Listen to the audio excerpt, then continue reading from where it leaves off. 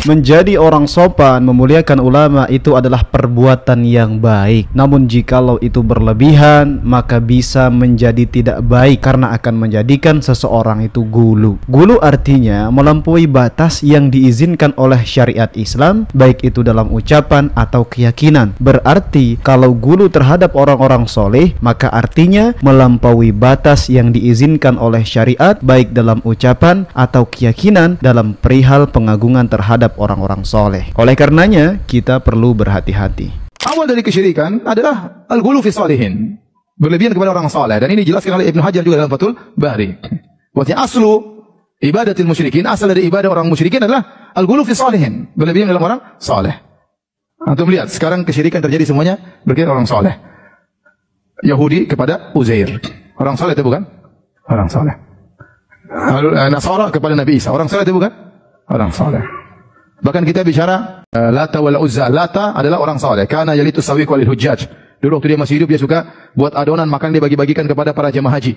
Setelah dia meninggal, kuburannya didatangi kemudian diibadahi. Akhirnya mereka menyembah kepada Lata. Waktu dia masih hidup orang saleh. Disebutkan oleh Imam Ibnu Katsir pada tafsir ayat ini ucapan Abdullah bin Abbas bahwa 10 abad setelah Nabi Adam bumi ini suci dari kesyirikan.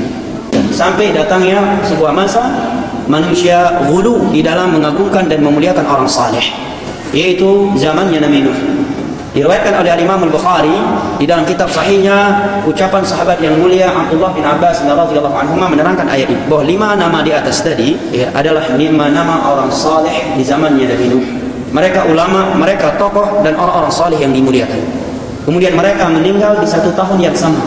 Maka bersedihlah masyarakat di negeri tersebut. Kemudian datanglah bisikan dari syaitan, buatlah patung orang-orang saleh ini, gambar orang-orang saleh ini, agar kalian setiap kali memandang patung mereka, gambar mereka ini, akan termotivasi beribadah dan akan mengenang mereka kembali, dan sehingga tidak datang anak keturunan yang melupakan ulama mereka.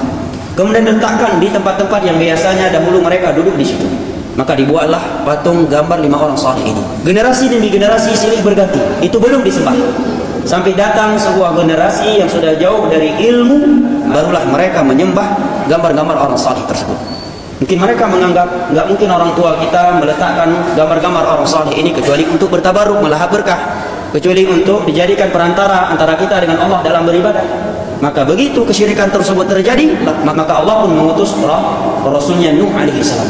Ghulu, bersikap berlebih-lebihan kepada orang saleh, itu dari sunnahnya Yahudi. Dari sunnahnya siapa? Nasrani. Nah, kadang-kadang kita belum benci terhadap Yahudi. Yahudinya memang Masya Allah. Tetapi tanpa kita sadar, terkadang kita terjatuh ke dalam perbuatan-perbuatan orang-orang Yahudi.